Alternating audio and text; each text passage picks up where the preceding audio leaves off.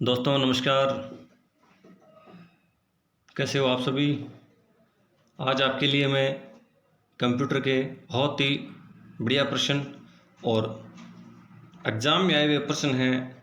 देखो, प्रश्न थोड़े देखने में बड़े लग रहे हैं, लेकिन अक्सर ऐसे क्वेश्चन एग्ज़ाम में पूछे जाते हैं। ठीक है मेरे भाई, तो ध्यान से देखना है कि क्वेश्चन को। पहला क्वेश्चन हमारा कह रहा है, कई फाइलों से ऑब्जेक्ट मॉड्यूल को जोड़ सकता है, कौन जोड़ सकता है? तो इस देश के स्थान पर आएगा लिंकर, पहला ऑप्शन। हाँ, उत्तर मैं बताता जा रहा हूँ आपको, आप अपनी नोटबुक में लिखते जाएं। ठीक है, रिपीट कर रहा हूँ पहला क्वेश्चन। इसमें पहला ऑप्शन है लिंकर। लिंकर कई फाइलों से ऑब्जेक्ट मॉड्यूल को जोड़ सकता है। फिर दूसरा प्रश्न हमारे पास आता है, प्रोग्राम लिखने के लिए एक संकेत क्या है जो गणना और एल्गोरिथम के निर्देश हैं? तो हमारा इसमें उत्तर आएगा चौथा, एक प्रोग्रामिंग लैंग्वेज। प्रोग्रामिंग लैंग्वेज ये क्या है? प्रोग्राम लिखने के लिए एक संकेत है जो गणना और एल्गोरिथम के निर्देश हैं। तीसरा प्रश्न हमारे पास आता है, ह्यूमन लैंग्वेज और एक प्रोग्रामिंग लैंग्वेज के कौन सा क्रॉस है? तो हमारा उत्तर आएगा इसमें पहला, पीसियो कोड। ठीक है, तो पहला हमारा उत्तर हो गया। चौथा प्रश्न हमारे पास आता है, निम्नलिखित में से किसको लो लेवल लैंग्वेज कहा जाता है? तो पहला ऑप्शन है मशीन लैंग्वेज, दूसरा है असेंबली लैंग्वेज, और हाँ, ये चौथा प्रश्न, इसमें तो मेरे भाई ये दोनों ही आएंगे, क्योंकि मशीन लैंग्वेज और असेंबली लैंग्वेज ये क्या है, दोनों ही लो लेवल लैंग्वेज हैं। और पांचवा प्रश्न हमारे पास आता है, डैश डैश डैश एक प्रक्रिया है जो बड़े खुदरा विक्रेताओं द्वारा प्रवृत्तियों का अध्ययन करने के लिए इस्तेमाल की जाती है। तो वह कौन सी प्रक्रिया है? वह प्रक्रिया है डाटा माइनिंग। डाटा माइनिंग हो गया पांचवें का। फटाफट करते जाओ, रिपीट करते जाना प्रश्न को, ज़्यादा टाइम नहीं लगाना हमें इसमें। छठा प्रश्न है, कोबोल, फोर्ट्रन और सी, ये सभी क्या है भैया? ये तो हर किसी को पता होगा, ये क्या है? प्रोसीजर ओरिएंटेड प्रोग्रामिंग लैंग्वेज है। ठीक है, आगे देखते हैं हम। हमारे पास आता है सातवां प्रश्न, मैं थोड़ा देख लिया आप। हाँ सातवां प्रश्न है, एक ट्रांसलेटर को क्या कहते हैं जो इनपुट के रूप में असेंबली लैंग्वेज लेता है और आउटपुट के रूप में मशीन लैंग्वेज कोड देता है? तो इसका उत्तर आएगा हमारा डी, असेंबलर। और आठवां प्रश्न हमारे पास है, जावा एक प्रोग्रामिंग लैंग्वेज है जो के द्वारा विकसित की गई। बताओ भाई, जावा किसके द्वारा विकसित की गई है? तो वो आएगा जेम्स कोसलिंग, ओसलिंग। तो दूसरा पहला जो है हमारा ऑप्शन, वो क्या आएगा? हमारा उत्तर आ जाएगा, जावा के एक प्रोग्रामिंग लैंग्वेज है जो किसके द्वारा विकसित की गई थी? तो हमारा इसमें पहला उत्तर आ जाएगा जेम्स ओसलिंग। नौवां, एक इंटरप्रेटर क्या है? तो इंटरप्रेटर क्या है? ये पहला इसका उत्तर होगा। इंटरप्रेटर में क्या होता है? लाइन से लाइन का रूपांतरण होता है जिस रूप में प्रोग्राम रन करता है। तो ये नौवां प्रश्न हमारे पास हो गया। वैसे देखो, बड़े बड़े ऑप्शन दे रखे हैं, लेकिन हम डायरेक्ट से उत्तर ही कर लेते हैं इसका, ताकि आपको थोड़ी पढ़ने में आसानी हो। बाकी आप चाहो तो चार ऑप्शन साथ में पढ़ सकते हैं। 10वां प्रश्न, बेसिक क्या है? बेसिक एक लैंग्वेज है, कौन सी? प्रोसीड्यूरल। तो हमारा 10वें में हमारा कौन सा हो गया? पहला हमारा उत्तर हो गया। 11वां प्रश्न, एक लैंग्वेज लोगों की गणितीय को दर्शाती है, कौन सी लैंग्वेज है भाई? तो इसमें हमारा चौथा ऑप्शन हो जाएगा फंक्शनल प्रोग्रामिंग लैंग्वेज है, वो क्या? लोगों की गणितीय को दर्शाती है। फिर आप देखें 12 नंबर प्रश्न, एक कंप्यूटर में इस्तेमाल होने वाली लैंग्वेज जो मानव की भाषाओं के समान होती है उसे किस रूप में जानी जाती है? तो हमारा उत्तर आएगा C, high level language. High level language. ठीक है मेरे भाई, 12 हो गया। अब देखिए 13वां प्रश्न, बहुत ही अच्छा प्रश्न है, आप देखें ध्यान से। फोर्ट्रन का रूप क्या है? बहुत बार एग्जाम में आ चुका है ऐसा प्रश्न। फोर्ट्रन क्या है? तो फोर्ट्रन के फॉर्मूला ट्रांजिस्टर, की फुल फॉर्म पूछिए हमें, फोर्ट्रन का पूर्ण रूप क्या है? तो फॉर्मूला ट्रांसलेशन। 14 नंबर प्रश्न, उस त्रुटि को किस रूप में जाना जाता है जिसे कंपाइलर द्वारा ढूंढा जा सकता है? तो हमारा उत्तर आएगा सिंटैक्स एरर्स। पहला ऑप्शन हमारा उत्तर हो जाएगा। 15 नंबर, एक कंपाइलर हाई लेवल प्रोग्राम का लो लेवल प्रोग्राम में रूपांतरण करता है, जिसे क्या कहते हैं, ऑब्जेक्ट कोड कहते हैं। पहला उत्तर हो जाएगा हमारा ए नंबर ऑप्शन। 16 नंबर प्रश्न हमारे पास है DOS। DOS की फुल फॉर्म आपकी पता होगी, डाटा ऑपरेटिंग सिस्टम। में निम्नलिखित में से कौन सी कमांड सभी फाइलों सहित एक निर्देशिका की उप निर्देशिका को मिटाने के लिए उपयोग की जाती है? तो हमारा उत्तर आ जाएगा सी, डेल ट्री। ठीक है, 16 हो गया। 17 नंबर प्रश्न आप देखिए, मल्टी प्रोसेसर की क्या विशेषताएं हैं? तो मल्टी प्रोसेसर की क्या विशेषताएं हैं आप देखिए, इसमें तीनों उत्तर आपके आएंगे। अर्थात यह स्थिरता को बढ़ाता है, यह कार्यों को वितरित करता है, मल्टी सिंगल सिस्टम की तुलना में पैसे की बचत करता है, और चौथा ऑप्शन हो गया उपरोक्त सभी। तो हमारा इसमें आंसर आएगा डी नंबर, इसमें सभी होंगे, उपरोक्त सभी, ये सभी कार्य करता है। 18वां प्रश्न हमारे पास है, फटाफट रिपीट करना है, ज़्यादा टाइम नहीं लगाना है, ठीक है, क्योंकि अभी पूरी थ्योरी पढ़ने के लिए इतना टाइम नहीं है हमारे पास है। पहला 18वां प्रश्न, ऑपरेटिंग सिस्टम के कार्य की श्रेणी नहीं है। ये तो सिंपल सा है, ऑपरेटिंग सिस्टम वो वायरस की सुरक्षा नहीं करेगा, ये वायरस सुरक्षा ऑपरेटिंग सिस्टम के कार्य की श्रेणी में नहीं है, पहला उत्तर हो गया। 19वां, एक थ्रेड अपने संसाधनों को किसके साथ शेयर करता है? तो उसी प्रोसेस के अन्य थ्रेड से, बिल्कुल सही बात है। दूसरा ऑप्शन, थ्रेड की प्रोसेस के समान अन्य प्रोसेस हैं, यह भी बात सही है। तीसरा, समान प्रोसेस से संबंधित अन्य थ्रेड से, और डी चौथा। तो उपरोक्त सभी हमारा उत्तर आएगा इसमें। ठीक है मेरे भाई, अब आप देखिए 20 नंबर प्रश्न में आपके सामने लेकर आया हूँ, मल्टी प्रोग्रामिंग सिस्टम्स। तो इसमें पहला ऑप्शन है हर काम को तेजी से निष्पादित करता है, नहीं होगा, इसमें डायरेक्ट हम चौथा ऑप्शन ही आ जाओ। चौथा उत्तर होगा इसमें, multi programming system single programming system की तुलना में आसानी से विकसित किया जा सकता है। तो चौथा हमारा उत्तर हो जाएगा। 21वां प्रश्न, निम्नलिखित में से क्या उपयोगकर्ता और ऑपरेटिंग सिस्टम के बीच परस्पर क्रिया की शैली को नियंत्रित करता है? तो हमारा उत्तर हो जाएगा ए, यूजर इंटरफेस। 22वां प्रश्न, ऑपरेटिंग सिस्टम में शामिल कोड के ब्लॉक जो सॉफ्टवेयर अनुप्रयोगों के साथ परस्पर प्रभाव को किस रूप में जाना जाता है? तो हमारा उत्तर हो जाएगा पहला, एप्लीकेशन प्रोग्रामिंग इंटरफेस, APIS। 23वां प्रश्न हमारे पास आता है, को निष्पादन में कार्यक्रम के रूप में कहा जाता है? तो 23वें में आप उत्तर दो। चौथा, प्रोसेस, ये हमारा उत्तर होगा कि प्रोसेस को निष्पादन में कार्यक्रम के रूप में कहा जाता है। 24वां प्रश्न, एम्बेडेड ऑपरेटिंग सिस्टम का उपयोग किया जाता है? तो इसका तो पहला ही उत्तर है मेरे भाई, PDA में। ठीक है, operating system, embedded operating system का उपयोग PDA में किया जाता है। 24 हो गया।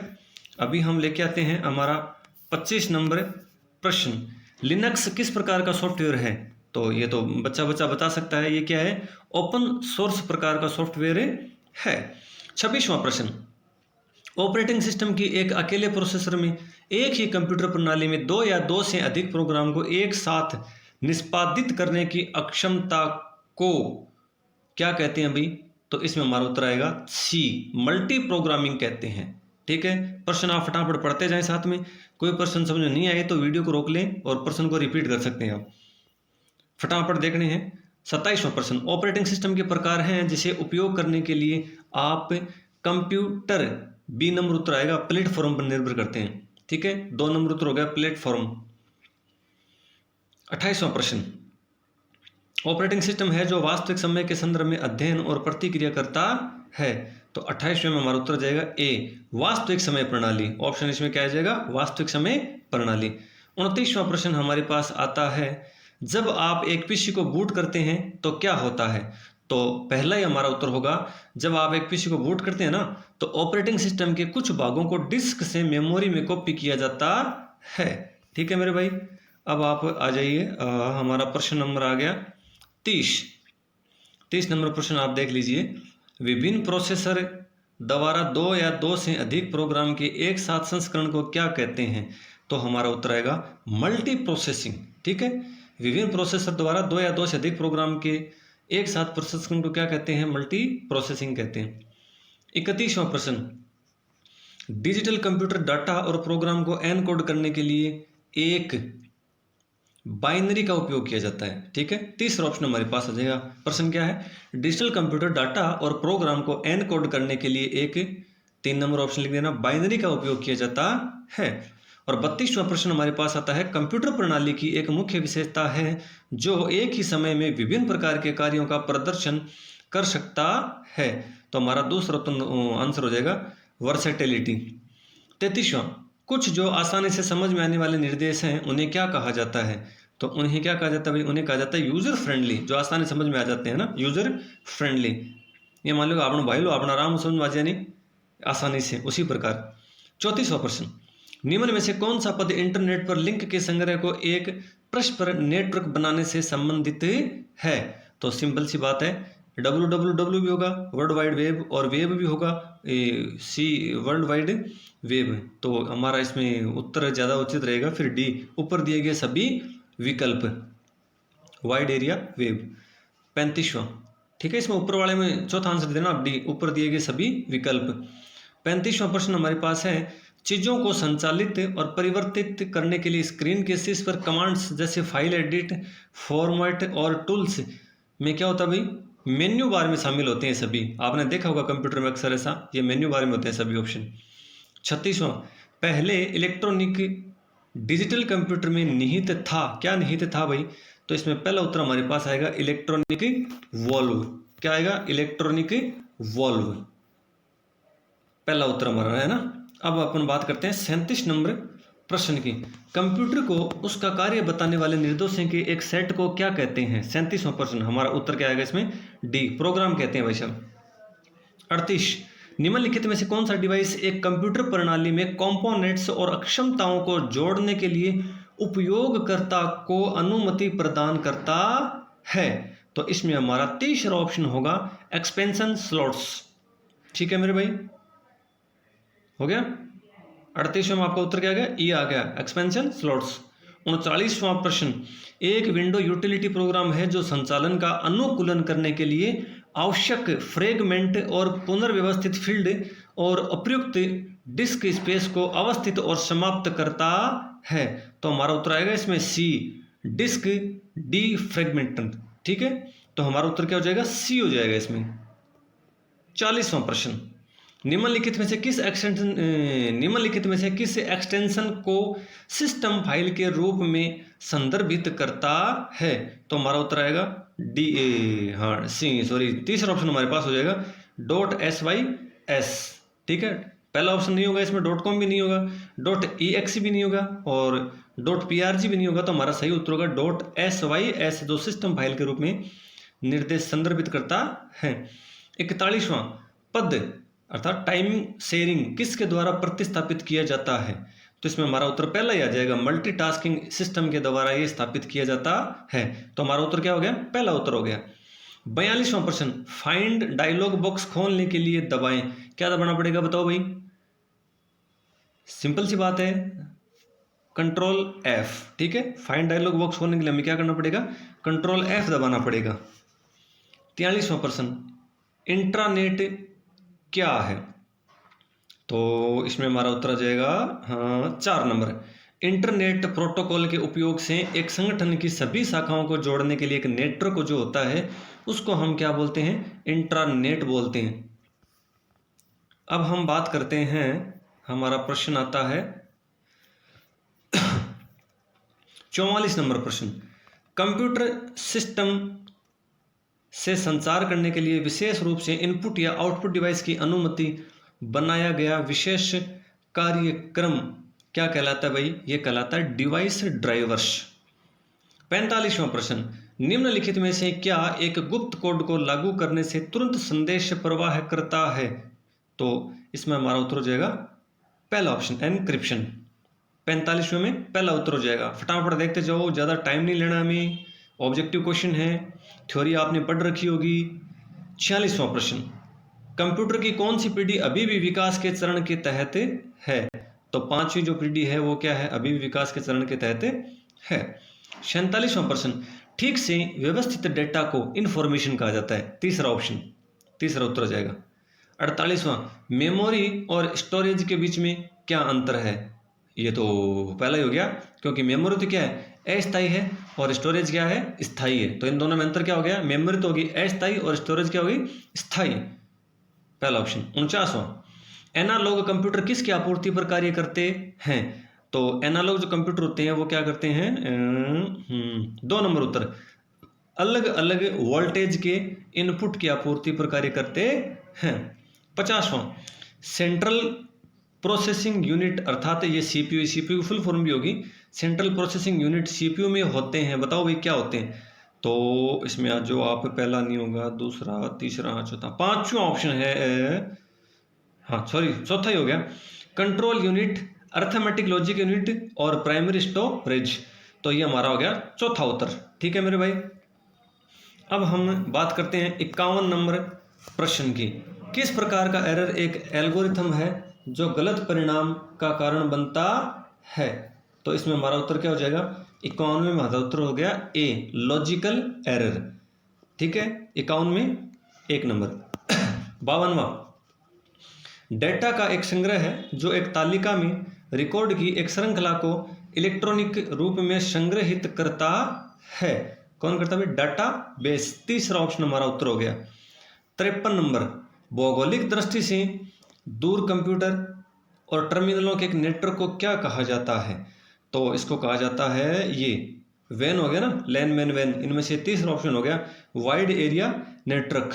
ठीक है, वैन जिसको बोलते हैं, भौगोलिक दृष्टि से दूर कंप्यूटर टर्मिनलों के एक नेटवर्क को क्या कहा जाता है? वैन कहा जाता है, वाइड एरिया नेटवर्क। देखो इसमें फुल फॉर्म भी आप याद रख लेना, लैन की फुल फॉर्म क्या होगी, लोकल एरिया नेटवर्क, और MAN मैन की फुल फॉर्म क्या होगी, मेट्रोपोलियन एरिया नेटवर्क, और ISDN ऊपर वाला इंटीग्रेटेड सर्विस डिजिटल नेटवर्क। ये फुल फॉर्म भी पक्का एग्जाम में भाई पक्का पक्का पक्का आएगी, मान के चलना। 54 नंबर प्रश्न, निम्नलिखित में से क्या एक उपयोगकर्ता के स्थानीय कंप्यूटर पर चलता है और यह वेब पेज के अनुरोध और प्रदर्शन के लिए प्रयोग किया जाता है? तो हमारा उत्तर आएगा वेब ब्राउजर। ठीक है, प्रश्न ढंग से पढ़ लें, उत्तर होगा हमारा 2 नंबर, वेब ब्राउजर। 55 नंबर प्रश्न, कंप्यूटरों का कौन सा प्रकार वैज्ञानिक डेटा की विशाल मात्रा का विश्लेषण करने और अंतर्निहित पैटर्न प्रदर्शित करने के लिए प्रयोग किया जाता है? तो हमारा उत्तर आएगा सी, सुपर कंप्यूटर। 56 नंबर प्रश्न, कौन सी प्रक्रिया यह सुनिश्चित करने के लिए जांच करती है कि कंप्यूटर के कंपोनेंट्स सक्रिय हैं और ठीक से जुड़े हुए हैं? ठीक है, तो इसमें हमारे ऑप्शन ऊपर दिए गए हैं। पहला ऑप्शन है बूटिंग, दूसरा है प्रोसेसिंग, तीसरा है सेविंग, चौथा है एडिटिंग और ई नंबर है इनमें से कोई नहीं। तो 56 नंबर में हमारा उत्तर पहला ही आ जाएगा, क्या? बूटिंग। 57 नंबर, जावा किस तरह की प्रोग्रामिंग लैंग्वेज है? बताओ भाई, जावा किस तरह की प्रोग्रामिंग लैंग्वेज है? हाँ, मैं उत्तर बताऊं उससे पहले आपके दिमाग में उत्तर आ जाना चाहिए। तो इसमें हमारा पहला ही उत्तर हो जाएगा ऑब्जेक्ट ओरिएंटेड प्रोग्रामिंग लैंग्वेज। ये प्रश्न अक्सर पीछे सभी एग्जाम पूछे गए हैं, चाहे पटवारी हो, चाहे बैंक के एग्जाम हो, किसी न एग्जाम में क्वेश्चन आए हुए हैं।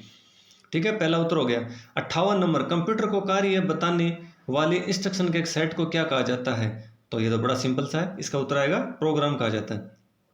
59 नंबर, जब आप किसी माइक्रोसॉफ्ट एक्सेस प्रोजेक्ट को सेव करते हैं तो आप किस फाइल फॉर्मेट का उपयोग करते हैं? तो हमारा उत्तर आएगा .adp।